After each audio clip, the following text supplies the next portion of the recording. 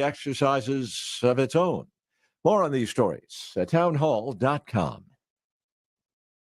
This is staff meteorologist Jennifer Wojcicki with your regional radio forecast.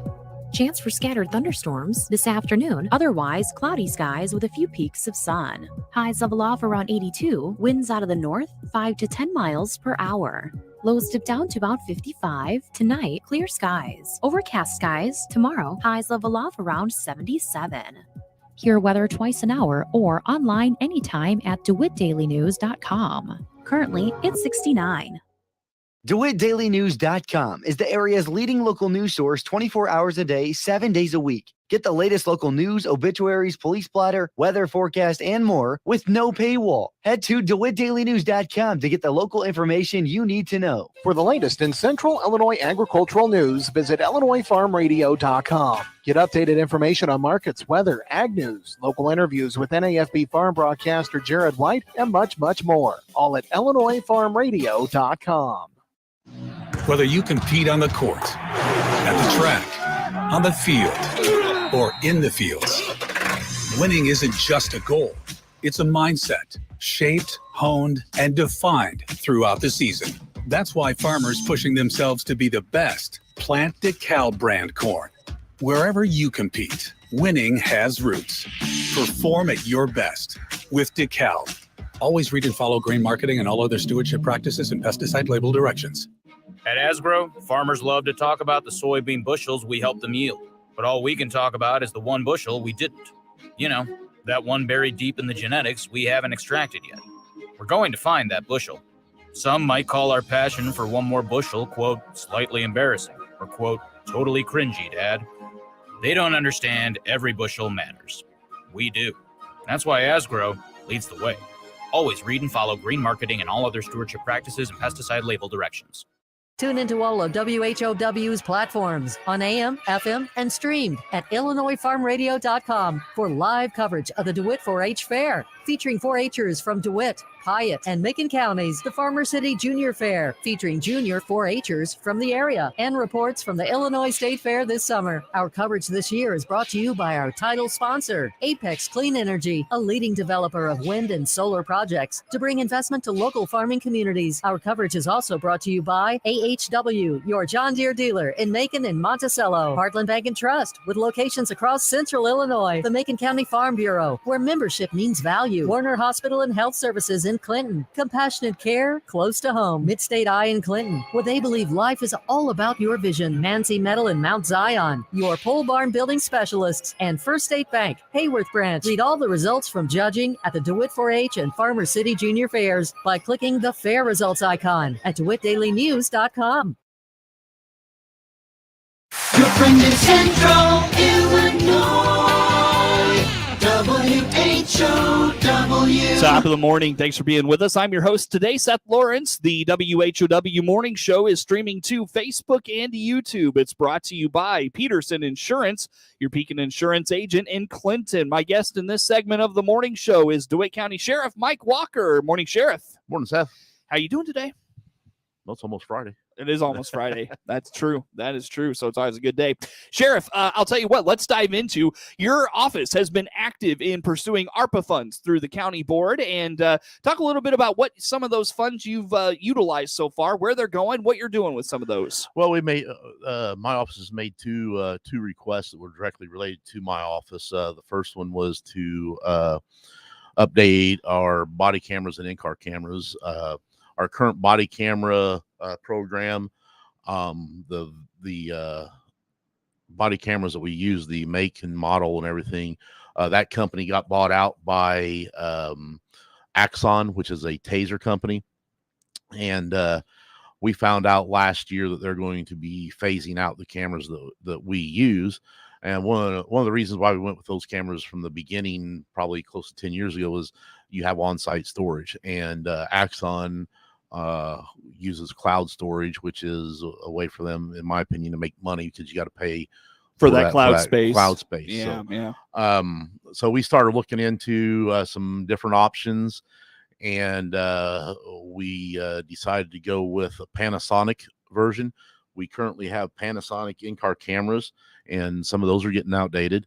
but the Panasonic body cameras will sync to the Panasonic in-car cameras. So we asked for funds to replace all of our body cameras, all of our in-car cameras, and update our laptops to a Panasonic laptop that's built to go along with these things. Okay. So basically what's going to happen is the laptops that we were supposed to receive in June, we just got a couple weeks ago, but we're getting ready to kick that process off. And one of the nice things about this system is that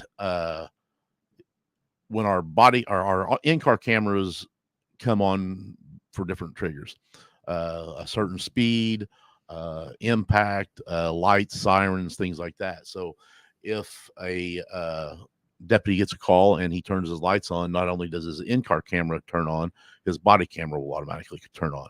So we don't have to have that process. You get a hot call, you jump out of the car, you forget to turn your body camera on. It's already running for you when you activate those lights and things. And it's just a better all-around system. The redacting software is more state of the art. We if we have a video that we need to redact faces and things like that, you start to program some up somehow, and it just does it on its own. So. And I remember when this first came out, Sheriff. Of course, DeWitt County was really kind of ahead of the curve in terms of body cameras, getting those out, utilizing those. Talk a little bit about that and what you've kind of seen the benefits of from body cameras. Well, I was chief deputy at the time when we rolled these out, and the first thing that we did when we started looking at this was we got some vendors come in and gave us some sample cameras, and we used them. And a couple things was we had them for about a month and we got rid of them. And shortly after, the deputies were coming to me wanting to know if we made a decision because of the benefits we saw of it, as far as, more accurate on your report writing and things like that. We had an incident in the jail where we had an inmate who was claiming he had an injury and was going to the nurse saying he had shoulder problems, et cetera, et cetera. When we had the demo body cameras, we had them in the jail as well. This individual went to the nurse, complaining about his shoulder or elbow or whatever it was. Wasn't half hour after he seen the nurse, one of our correctional officers look in. He's in the day room of the pod doing push-ups. Mm-hmm. She turns body camera on and says who he is, and he just went to the nurse, et cetera, et cetera. Now he's doing this, so we pull him out, show him the video, say, "Do you really have a problem?" And his threats of a lawsuit went away. Yeah. So they're very, very beneficial. I think when we first started, there was some concerns that they'll be used for discipline and things like that. That has never happened. We have had people make complaints on deputies, very few, but in the rare instance that happened, we're able to pull body camera footage, in-car camera footage, and show that what was portrayed by the complainant to their attorney or their parents or whoever wasn't really what happened. Mm-hmm. I don't think we've had any cases that have went to jury trial that have video, mm-hmm. Whether it's in-car or body camera, especially body camera, because before body cameras, the defendant can go to the defense attorney and say, "This is what happened," and he took their word for it and came and tried to fight it in court. Now they say that they file a discovery and get the body camera video and find out things are a little bit different. So yeah. Well, DeWitt County Sheriff Mike Walker in studio with us here this morning. I had this conversation, in fact, with Sheriff Vogelzang in Piatt County not that long ago. And, one thing I pointed out to him is it's interesting how the development of body cameras and the insistence of body cameras has really almost exonerated police in so many circumstances, and this was pushed as a way to, I think a lot of people hope that it would expose, quote unquote, police for the, the bad things they do and things like that. But in fact, it's done the very opposite. It's exonerated police. Oh, absolutely. Because, you look at all before we have body cameras, in a lot of law enforcement areas and in a lot of police departments, the things you would see would be somebody standing off to the side, recording a video, and then they would get it to the media. And of course, ratings is everything. So the media would show the 5 or 10 second clip of a fight between an officer and a citizen. Well, they're not going back and showing what led up to that. Mm-hmm. So now that gives us the ability that if there's an issue and they want to show that, we can come back and say, okay, yes, that's what happened, but here's what happened prior to that. Mm-hmm. They're not showing you that this person threw a punch at the officer, which caused the altercation. Right. They're not showing you that this person was attacking somebody else and the officer tackled them to get them away from them to protect them. Mm-hmm. So, we've become a society that instantly jumps to conclusions. Oh, absolutely. I believe 100% that you're guilty till you're innocent till proven guilty.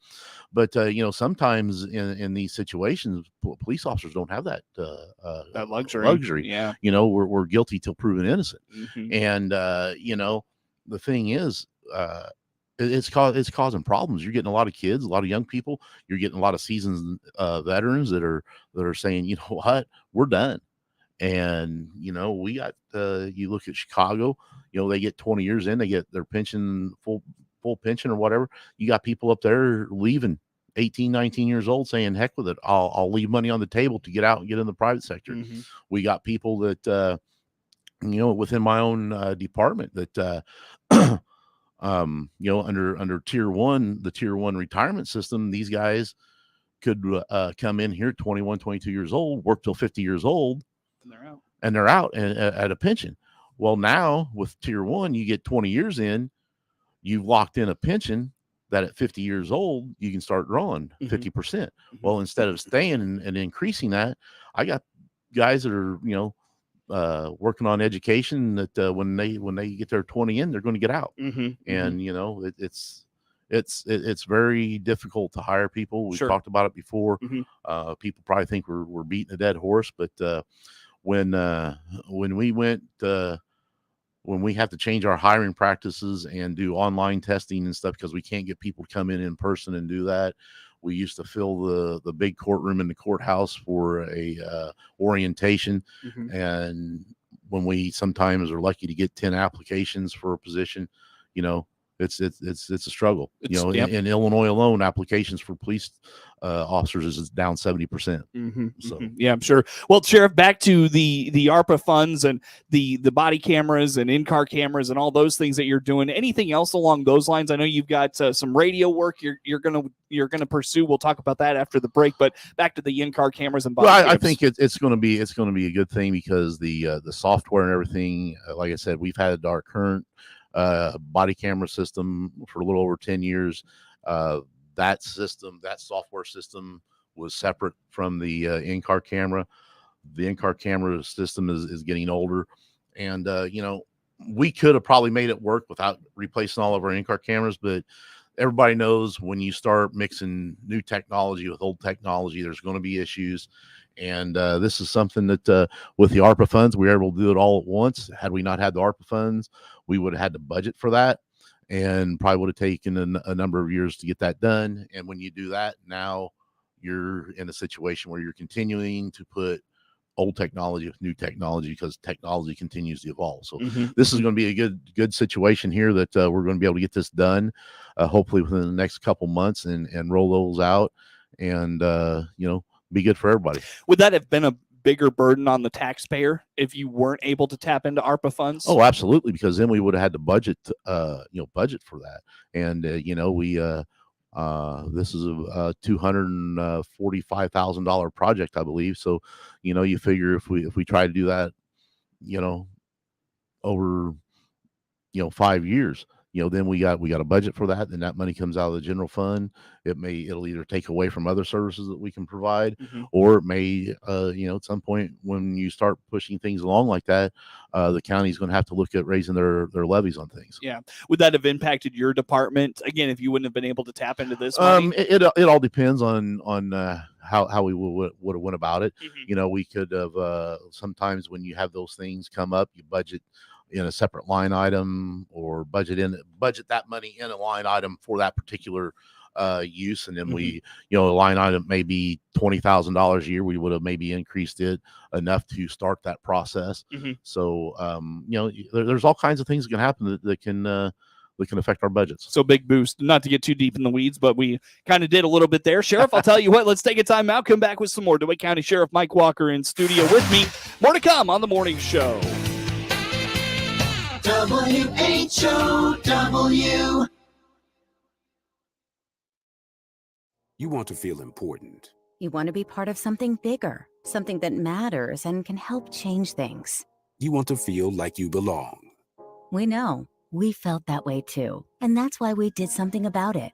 We aren't just Army National Guard soldiers. We are normal people just like you. But our part-time service in the Army National Guard means we get to be more. When our communities are in need, we get the chance to stand up and do something about it. We get to serve in our own region and help the people we call neighbors. From the lake shores of Ohio, Michigan, Wisconsin, and Minnesota, the fertile fields of Indiana, Illinois, and Iowa, to the wide open plains of North and South Dakota. We are here for our hometowns. And together, we can make a difference. Take on your legacy. Visit NationalGuard.com to find out more. Sponsored by the Illinois Army National Guard, aired by the Illinois Broadcasters Association and this station. At Central Illinois Outdoors with me, Jared White, we want you to be a part of the program as well via the Archer's Alley Catch of the Week. Each week, we'll select one of your pictures submitted at centralillinoisoutdoors.com and invite you to tell your story of the great outdoors. We're looking for your kid's first catch or even your first big buck. There's a simple, easy form you can fill out on your phone or computer at centralillinoisoutdoors.com. Send us your story, send us your pic. centralillinoisoutdoors.com and the Catch of the Week, brought to you by Archer's Alley, North 22nd Street in Decatur. Let's swing open the farm gate together every day on WHOW. I'm Stu Ellis, your host of the long-running agriculture feature called The Farm Gate. I bring the latest news and information on where agriculture is and where it's going to WHOW Ag listeners several times a day. From tariffs to treaties, from the Board of Trade to the running board on your truck, I cover Central Illinois agriculture every day on The Farm Gate. Hear it all on WHOW's many platforms, on the radio or online. Join me, Stu Ellis, for The Farm Gate. Your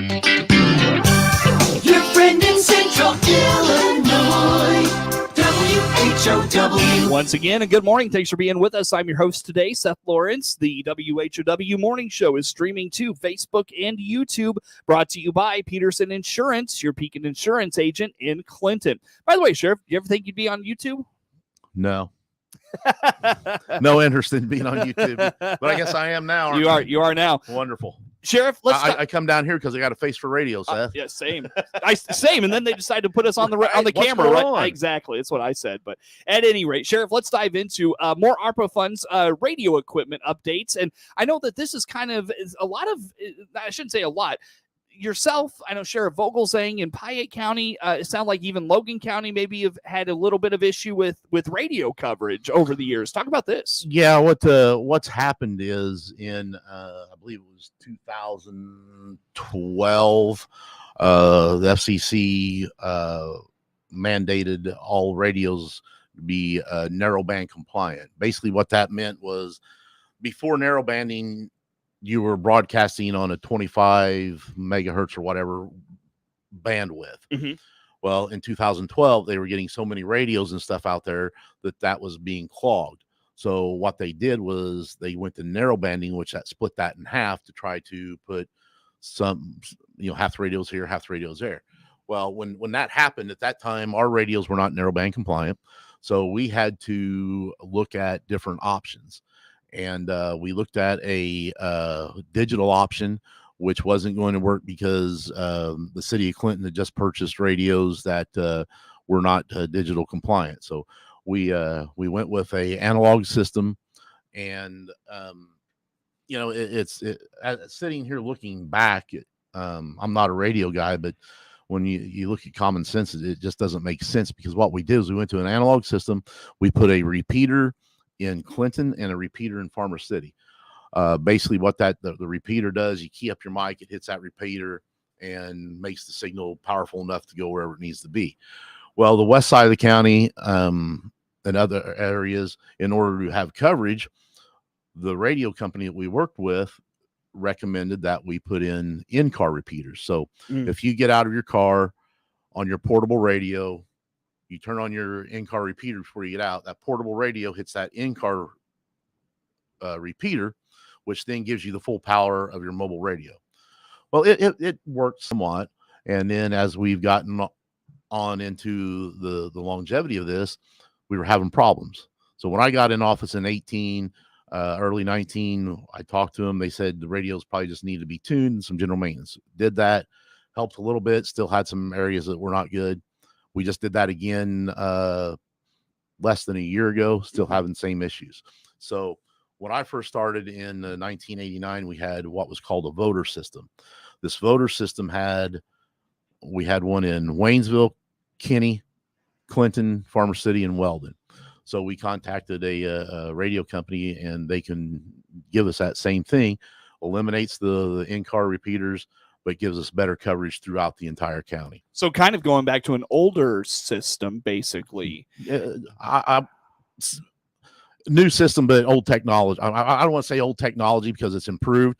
And this also gives us the ability when everybody in law enforcement gets digital compliant radios, we can flip a switch. It'll be digital compliant. Okay. And have encryption. So, the sooner we can do that, the more safer the officers are going to be, because you'd be surprised how many times we're knocking on a door trying to find somebody, and the neighbor comes out, has a scanner. Hey, he's not home right now. I heard on the scanner you're looking for him. He's not home, or he doesn't live there. He lives the next house. So we'll eliminate some of those issues. I see. And have better coverage, which will make the officer safer, keep the public safe. Because I've been on Green Valley Road just probably a month before I made this request with a medical call, and I couldn't get out on my portable radio to give information to the responding ambulance. Well, and also speak to the component of, DeWitt County is also a backup and a backup for Piatt County. Piatt County is a backup for DeWitt County. We got to have coverage if we're going to help these people. Yeah. And that's a key thing. And I talked to Sheriff Vogelzang shortly after ours passed and confirmed with him, they're looking at the same type of system. Now, granted, they'll have different frequencies and everything, but they're working on getting the same kind of system.